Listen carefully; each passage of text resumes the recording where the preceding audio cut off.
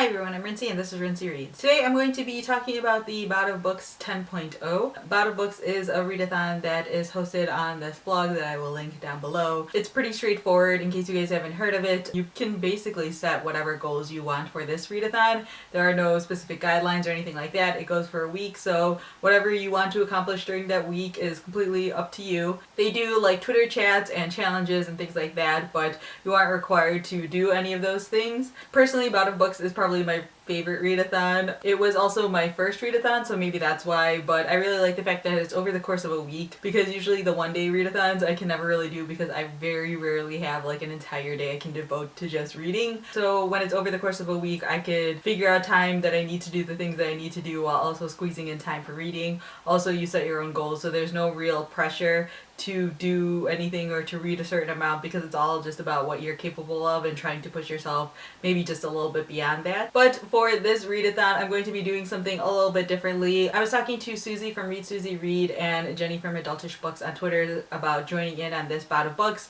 and Susie mentioned that she was thinking about doing a readathon for charity. I had never really heard of that before, so I asked her about it and I found the blog that talks about it a little bit, but basically it's you donate money based on however you really want to do it. I will have a link down below to the blog post that I read, but in that blog post the girl talks about how for like every certain amount of pages she reads, she's donating a certain dollar amount. For every day that she reads, she's donating a certain dollar amount, and she has a specific charity picked out that she's going to donate to at the end of Bout of Books. So I decided to do something similar to that. I'm going to be doing this readathon for charity, but my guidelines are going to be different from hers. So my goal is to donate 10% of whatever pages I read to charity. So if I read 100 pages, I will donate $10. If I read 750 pages, I will donate $75. That's basically how it goes. The charity that I decided to donate to is 826 Chai. I believe that's how you say it.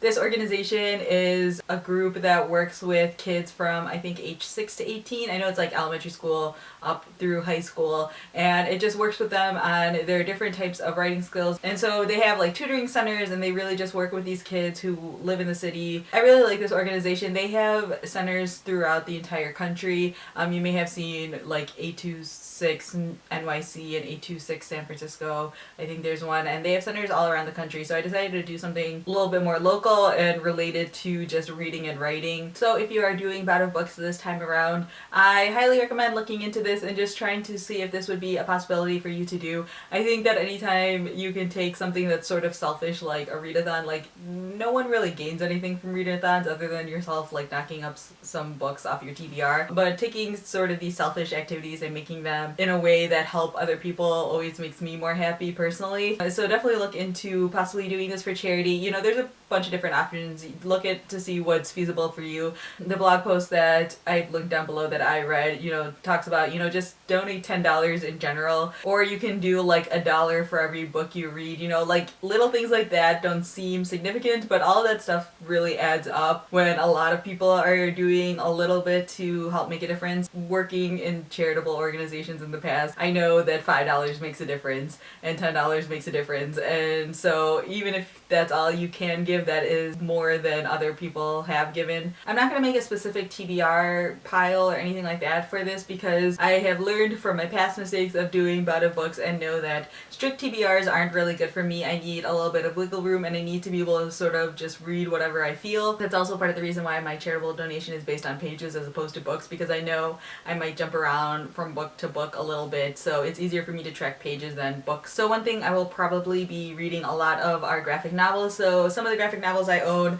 are Delilah Dirk and the Turkish Lieutenant, which I have hauled in March, I believe, and then I also hauled, yeah, both of these are, you know, graphic novels I've been wanting to read. I was planning on reading this in May anyways, so this works out. But if I can knock out both of these, that's great. I don't even know how many pages are in these. I can't check for sure on because each like comic story is a different page number, so I will need to just add this up and This one is like 100 and something pages, 167 pages. So that would be really nice way to get in like a good $16 right there. I also picked up during Free Comic Book Day the first 2 volumes of Saga, which everyone on BookTube is talking about. So I picked up the first 2 volumes while I was at the comic book store. Anyways, these don't have page numbers on them, I believe. I was just looking at this, and so I might just need to count up the pages as I'm going along, or after I'm finished with the volumes, I'll count up the pages and add those in.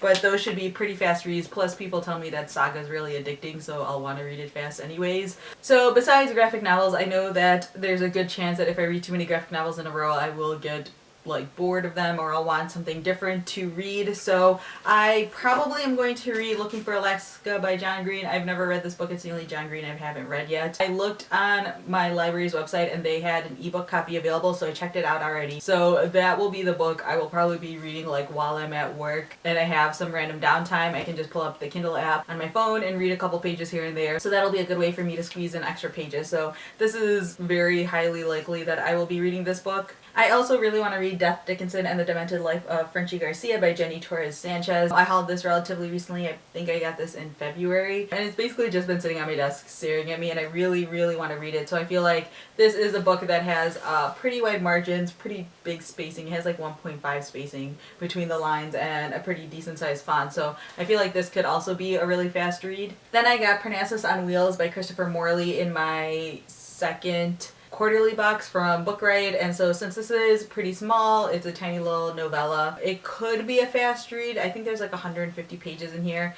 The font is a little bit on the small side. Then there is Judging a Book by Its Lover by Lauren Leto, which I also got in my quarterly box. This is kind of more like essay collections than an actual novel, which is why I think it might be good for Bout of Books. I could read like a chapter or so every morning or every night just to knock out some more pages when I'm feeling a bit worn out from some of the other styles of books that I could be reading, so this might be a good option. I also have When You Reach Me by Rachel Steed, which I got like not last Christmas, but like Christmas 2012. And I still haven't read yet. This is a middle grade book, so the font is really big, so this would be another really good option, and I heard this is just a good book in general. And then I have I'm the Messenger by Marcus Zusak, which I believe I mentioned in my other Bout of Books that I failed at. If you read this book, let me know if this is like a fast read or if this is sort of like a denser read like The Book Thief, because that one was again a young adult book, but there was so much information happening that it was kind of like a slower read, so let me know how this one is. And then in case I'm getting sick of graphic novels and children's young adult literature, I also have some smaller adult books like We the Animals by Justin Torres, which is a pretty thin book. I have The History of Love by Nicole Krauss, which isn't super thin, but I feel like might just be easier to read.